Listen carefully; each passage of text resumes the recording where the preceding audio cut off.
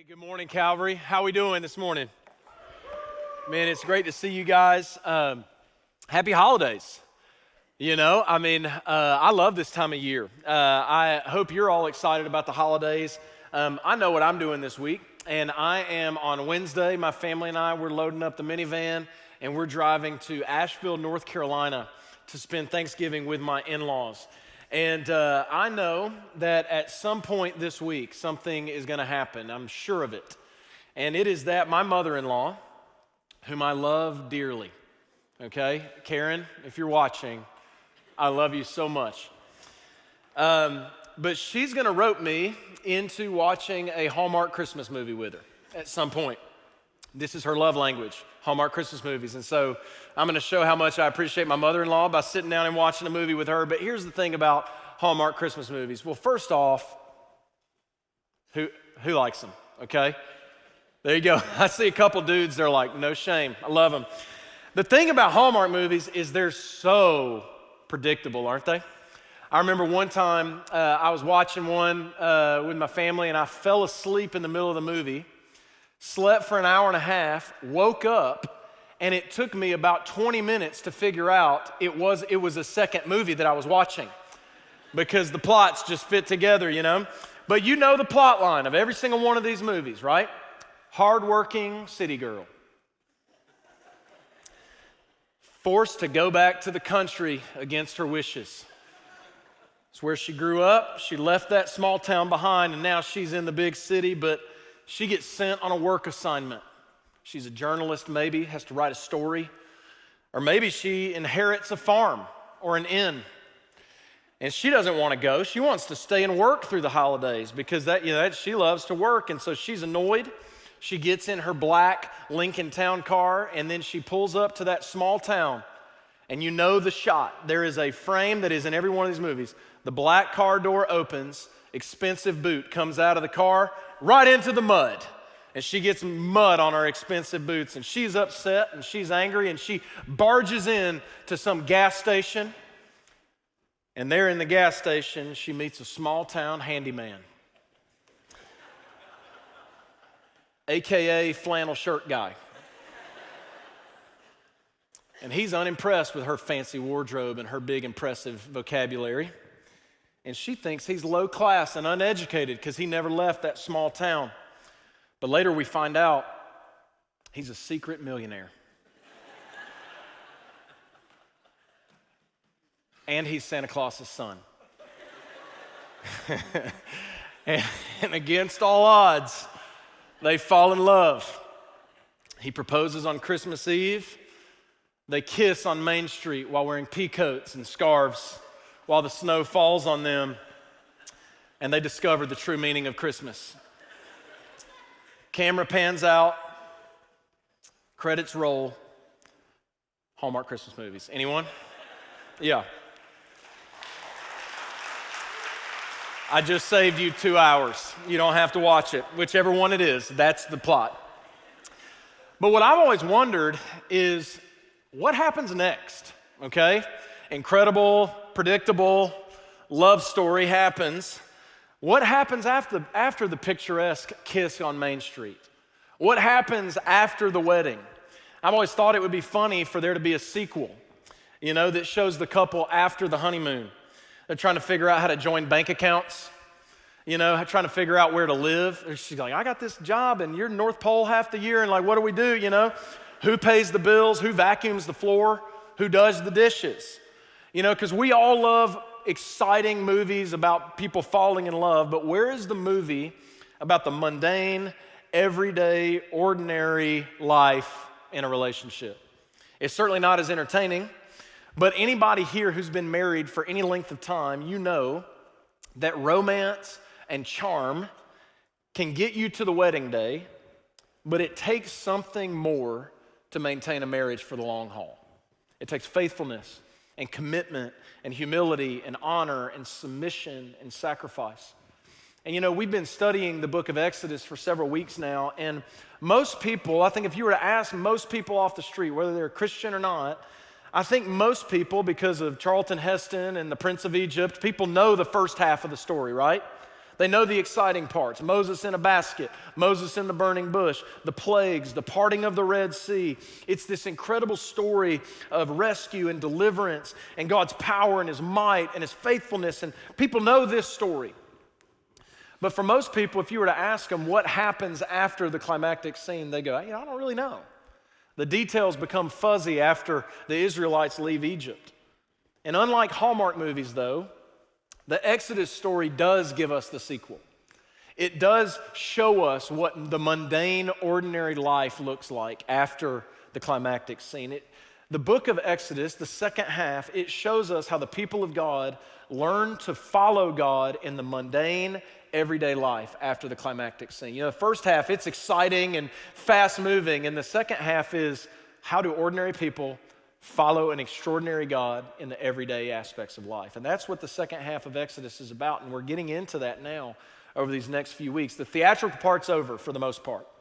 And now the book turns its focus to the everyday, mundane, following God in the wilderness. And here's the thing, most of us, that's where we're at. Most of us, the questions we're asking about faith and life and morality and all of that, we're asking questions about the ordinary. I mean, we all love the huge moments of spiritual fervor and excitement in our lives. But most of us, what we really want to know and what we really need to know is, how do I follow God in the ordinary? I know how to follow God on Sunday, but how do I follow God Monday and Tuesday and Wednesday? And as we pick up in Exodus today, we're in chapters 19 and 20. And in this section of the story, we see where God gives his people the law. He gives them the 10 commandments. He shows them how to live. He shows them how to be faithful to him in the everyday aspects of their lives. And God's been so faithful and good to the Israelites. He's rescued them, he's redeemed them, and now he speaks to them and he says, here's what it looks like. I've rescued you, I've purchased you for myself, and here's what it looks like now to have a relationship with me. And Exodus 19 picks up in verse 1, it says this, on the third new moon, after the people of Israel had gone out of the land of Egypt, on that day they came into the wilderness of Sinai. They set out from Rephidim and came into the wilderness of Sinai, and they encamped in the wilderness. There Israel encamped before the mountain. While Moses went up to God, the Lord called to him out of the mountain, saying, thus you shall say to the house of Jacob, and tell the people of Israel. Now notice what God tells Moses to tell the people. Verse 4, he reminds them of what he's done in the past. He says, now you yourselves, you have seen what I did to the Egyptians, and how I bore you on eagle's wings, and how I brought you to myself. See, the first thing God does, he calls their attention to his faithfulness in the past. This is what I've done. And then he says, now let me tell you what you're to do. He says, now therefore, in verse 5. And if you're taking notes, that's the title of today's sermon. Now therefore. He says, if you will indeed obey my voice and keep my covenant, you shall be my treasured possession among all peoples, for all the earth is mine, and you shall be to me a kingdom of priests and a holy nation. These are the words that you shall speak to the people of Israel. And the rest of chapter 19, the people of Israel, they begin consecrating themselves, preparing themselves for God to give them the law, or the 10 commandments. Moses goes up the mountain, receives the 10 commandments, he brings them back down and gives them to the people. And we're going to get to the 10 commandments in a moment, but before we get there, there's a couple things we need to grasp. Because if you're here today and you've ever wrestled with the commands of God, if you've ever asked, I know we're saved by grace through faith. We're not saved by anything we do. We're not saved by what we accomplish. I know we're saved because God is gracious. But if that's true, then what's the point of all the rules? What's the point of all the commands of God? If we're saved by grace, then why are there all these commands in the Bible? And what I hope you will see today is that the commands of God, the law of God, is for your good and for his glory. And it is the blueprint for how we are to live a life with God after the climactic scene of salvation. And the first thing I want you to know, before we get to rules, you got to understand this, and that's this, the timing of the law. It is imperative that you notice that the rules of God, the commands of God, the law of God, comes after the salvation of God. Salvation always comes before sanctification.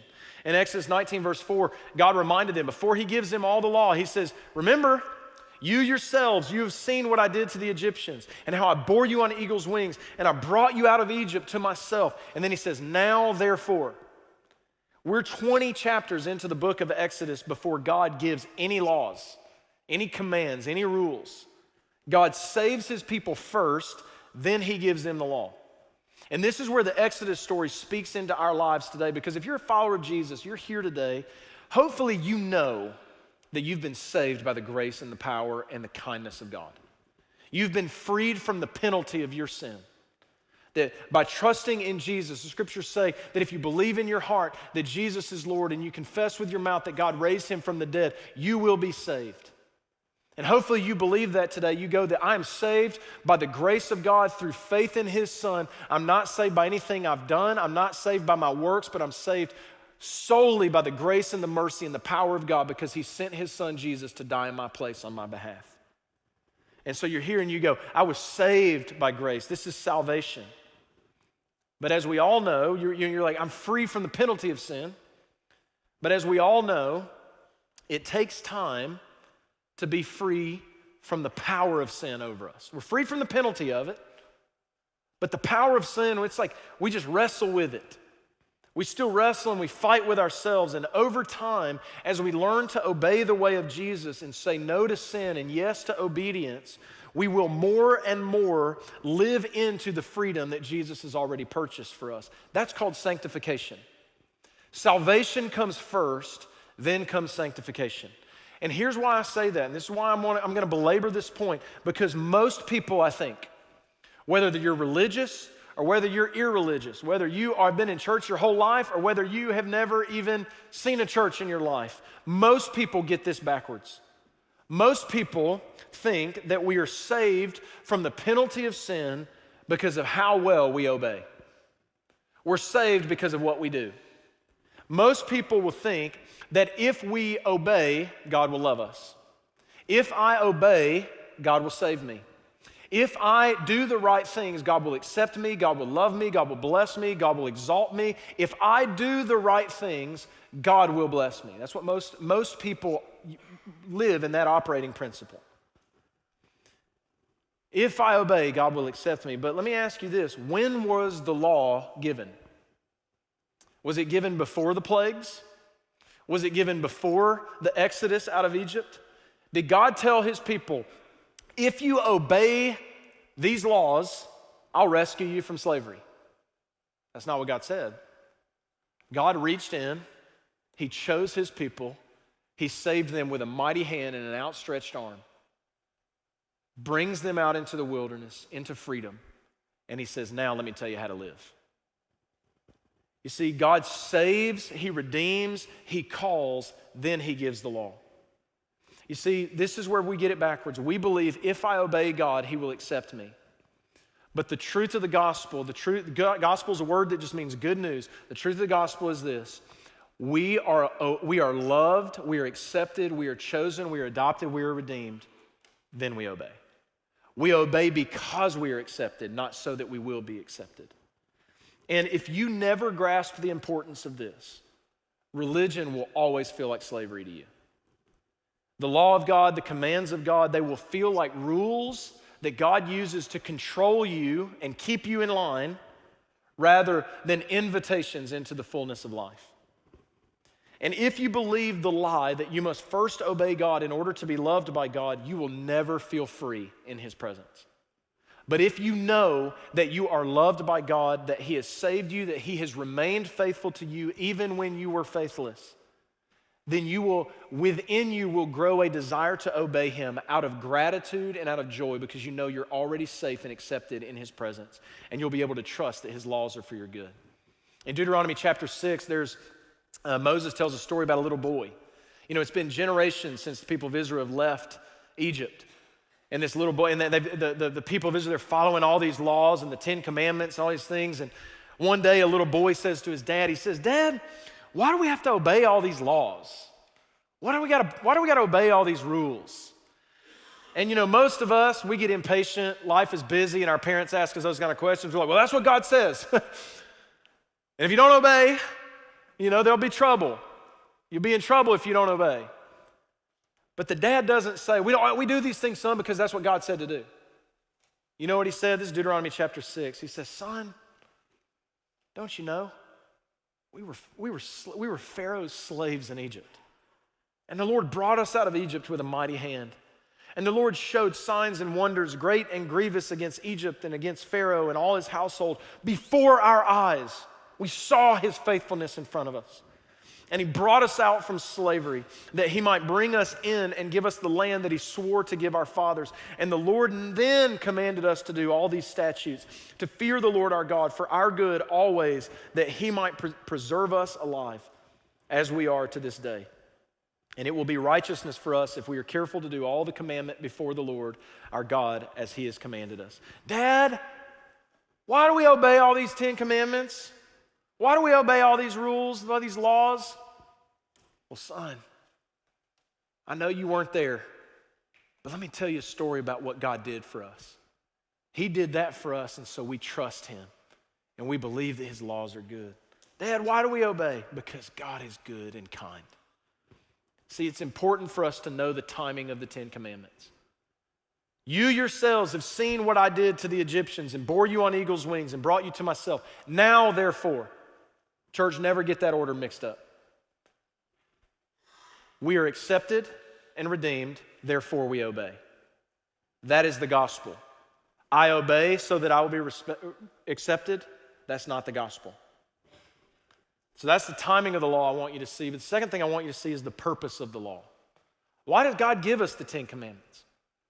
And he gives it to us so that we can display his character to the world. He says, now therefore, if you will indeed obey my voice and keep my covenant, you shall be my treasured possession among all peoples. For all the earth is mine, and you shall be to me a kingdom of priests and a holy nation. I don't know if you're here and you've ever asked this question. You've all asked this question. What is God's will for my life?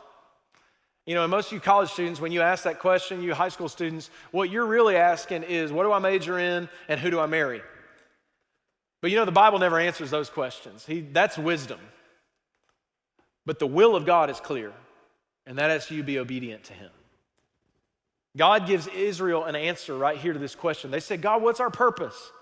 And he said, my purpose is that you'll be a kingdom of priests and a holy nation. And what does that mean? That simply means a kingdom means that you're under the authority, the rule and reign of a king, and he is the king. To be a priest means that you represent God to the world, to the people around you. And then he says you are to be a holy nation. You're to be set apart, that you will represent God to the world through integrity and holiness. And you go, man, this is Old Testament stuff. Does this apply to us today? Well, Peter said in 1 Peter 2:9, he said, you, talking to us, the church, he says, you're a chosen race, a royal priesthood, a holy nation, a people for his own possession, that you may proclaim, what's God's will for your life? That you may proclaim the excellencies of him who called you out of darkness and into his marvelous light. Once you were not a people, but now you are God's people. Once you had not received mercy, but now you have received mercy. So what was God's will and his purpose for Israel? It was to represent God to the world around them. God called the people of Israel to be a light to the nations. And what is God's will for your life? What is God's purpose for your life? It's to represent the character of God to the world so that they may see and know who God is. And so just let's recap a little bit. We obey because of what God has done for us. And we obey so that we can represent his character to the world. And this ought to shape the way we view ethics and morality and obedience in our Christian life. This ought to shape how we view all the commands of God. Because here's the thing, we get this wrong. Over the years, I've had many pastoral conversations with people who, it seems to me, are trying to negotiate the commands of God. Like we're looking for loopholes or something. People say, you know, I know Jesus said this, that we should forgive. But let me tell you my situation, okay? And let me tell you what they did. Or people say, I know that Jesus says we should give away 10% of our income. But let me tell you about my situation. Or people say, I know that Jesus says we shouldn't look on another person with lust. But let me tell you why this TV show is okay, is not doing that, right? I'll hear college students or high school students say, I know what the scripture says about sex outside of marriage, and I'm not trying to be crass here, but you'll hear students that say, what about this? Can I go this far? What about that far? Can I go that? Or I'm about to step on some toes. People say, you get ready, I'm gonna step on your toes. People say, I know Jesus says that we shouldn't gossip. But what if I put it in a prayer request? You know what I mean? Lord, pray for Sharon. She's doing all kinds of things right now, Because here's the thing. I think most of us, this is how we view the commands of God. We view the commands of God as if Jesus came down one day, he took a stick, drew a line in the sand, and said, stay on this side of the line. If you stay on this side of the line, we're cool. And I'm good with you. But if you cross this side of the line, I'm gonna be mad. And there's gonna be hell to pay. And so what most of us do, I think we tend to do, is we go, okay, God said this, but I wonder how close I can get to the line and him still be cool with me. How close can I get to the line? Can I step into the gray area and still be good with Jesus? And what happens is, when we do this, we reveal that we don't actually trust God. What we reveal is that we actually just want to do what we want to do, and we want to keep God at a distance. But I'm here to tell you, folks, the commands of God, they're not there for us to negotiate. They're there for us to trust. You see, the purpose of the law, this is where we get it wrong. The purpose of the law is not to keep you in line. The purpose of the law is not to make you miserable. The purpose of the law is not so God can look on you and be like, look at them trying to impress me all the time. The purpose of the law is for you to experience the freedom that God has given you. The purpose of the law is to show you how you represent God to the world. And that thing you're trying to negotiate with God, can I go to first base? What about second base? That thing you're trying to negotiate with God, stop and ask yourself, am I really asking God how I can best represent his character to the world? Or am I just trying to do what I already want to do and just get his blessing on it? I think it's funny that people will get all bent out of shape about the commands of God. They say, you Christians, man, you're all caught up about your rules and everything. But then folks will get on, they'll listen to Joe Rogan podcasts, they'll listen to Andrew Huberman or Tim Ferriss or these productivity podcasts about how to optimize your day. And you got guys taking ice baths and staring at the sun every morning and, eating athletic greens. And, I see so many guys that are like legalists about optimizing their life because some dude on a podcast said to do it. And then the second you talk about God's design for sex, or you start talking about God's heart for generosity, we're like, oh, you Christians are always trying to get our money, and you're always talking. And you're like, God's commands are not there to restrict you from joy. They're there for you to optimize your joy and experience the fullness of life that God has. What was God's will for the Israelites? God's will for them was for them to be holy, for them to be a kingdom of priests. It wasn't for them to become legalists and fixate themselves on the details of the law and can I get away with this and can I do that? But it was for them to remember to whom the law points, and it points to God in heaven. And that's true for us as well. Why do we obey God's commands? What's the purpose of the law? The purpose is for us to represent God's character to the world. And so this is where we get to the 10 Commandments. And here's what I want you to see as we read the 10 Commandments. The 10 Commandments show us how we can display the character of God to the world. Yesterday, I was talking with one of our kids in Calvary Kids Ministry. I'm not going to tell you who, but it's one of our pastor's kids. And, and he said, Pastor Will, what are you talking about tomorrow at church? I said, the 10 Commandments. He goes, I think you should talk about David and Goliath. I said, maybe another time, 10 Commandments is on the schedule. He goes, I said, you know the 10 Commandments? And he was like, listen to your mom and dad. I said, that's one. Yeah, that's good. And he goes, don't kill an eagle. Is that one? I said, you probably shouldn't kill an eagle, but that's not a 10 Commandment. And, but these are the 10 Commandments.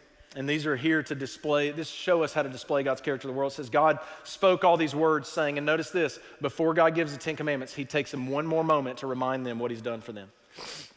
And God spoke all these words saying, I am the Lord your God who brought you out of the land of Egypt, out of the house of slavery. He's reminding them again, hey, before I give you these rules, I just want to tell you again, who am I? I'm the one who brought you out of slavery.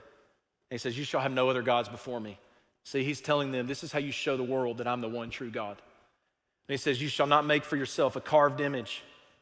Verse 4, now and then in verse 7, he says, you shall not take the name of the Lord your God in vain, for the Lord will not hold him guiltless who takes his name in vain.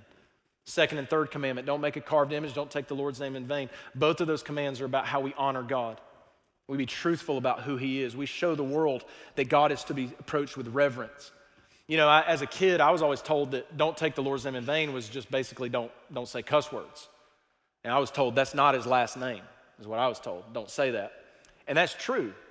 We don't say that. We don't dishonor God's name, but to take the Lord's name in vain, that's any time that we speak untruths about God. That's taking the Lord's name in vain. To take the Lord's name in vain is when we use God's name to manipulate other people to do the things we want to do. You see this in politics a lot. People they'll use Jesus as a way to just really kind of manipulate people into what they want. To use the Lord's name in vain is to speak untruths about God or to use God's name to get what you really want. Then he says, remember the Sabbath day and keep it holy. 6 days you shall labor and do all your work, but the seventh day is a Sabbath to the Lord your God. On it you shall not do any work, you or your son or your daughter or your male servant or your female servant or your livestock or the sojourner who is within your gates. For in 6 days the Lord made heaven and earth and sea and all that is in them, and he rested on the seventh day. Therefore the Lord blessed the Sabbath day and made it holy. See, God gives us a command to show that he alone sustains. And let me tell you something, one of the best, most effective, most beautiful ways that we can show this, we can represent God to this burned out, anxious, addicted to our phones, slave to performance, never take a day off culture that we live in, is to show the world that God alone sustains. You know how tired and exhausted everybody is? You know how tired we all are from accomplishing and striving and trying to present ourselves to the world in such a way that everybody thinks we're something. Talk to any college student out on the street today. They're exhausted. Talk to any parent, they're exhausted. And people are wondering, where can I find rest? And when the people of God can show the world, hey, look, we work hard for 6 days, but we can shut it down for the seventh because we trust that God will provide for us on this day. We don't have to strive today because God will provide what we need. We show the world what Jesus was saying when Jesus said, come to me, all who are weary and heavy laden, and I will give you rest. The world is hungry for that. And we show the world God's character when we can rest on the Sabbath. Honor your father and mother, that your days may be long in the land that the Lord your God is giving you. God is teaching us about how to honor authority. You shall not murder. When we show the world that God is the giver of life. You shall not commit adultery. We show the world that God is faithful. You shall not steal. We show the world that all the earth belongs to God. You shall not bear false witness about your neighbor. We tell the world that God is truthful. You shall not covet your neighbor's house, or his wife, or his male servant, or his female servant, or his ox, or his donkey, or anything that is your neighbor's. We show the world when we are content with what we have, we show the world that God is enough. In the next several chapters of Exodus, you'll see God expand on these laws. And if you read, you'll see all these laws that teach us about God's heart and his character. Laws about respect within the family and the community. Laws about exclusive loyalty to Yahweh as God. Don't worship all these other trinkets and trivial things. Laws about financial generosity to show the world that God is generous. Laws about observing social relationships, fathers and mothers and neighbors. Justice in regard to employment rights. If you're here and you have employees, the Bible says Christian employers ought to treat their employees better than anybody else in this town. Social compassion to the disabled. Integrity in the legal system. Neighborly attitudes and behaviors. how to preserve religious distinctiveness, how to live with sexual integrity, how to reject idolatry and occult practices, how to pursue racial equality and compassion toward minorities and ethnic minorities and those who are oppressed, laws about practical love for foreigners and immigrants and sojourners and aliens. And you ask, what is God's will for my life? God's will for your life is to demonstrate his character to the world. Why do we obey? We obey because as we obey, we learn about the character of God. And the more we learn about the character of God, the more we love God. And the more we love God, the more we enjoy God. And the more we enjoy God, the more we look like his son, Jesus. And as we obey him, we are slowly formed more and more into the image of his son, and we effectively represent his character to the world. You know, the story of Exodus, at its core, it's a love story.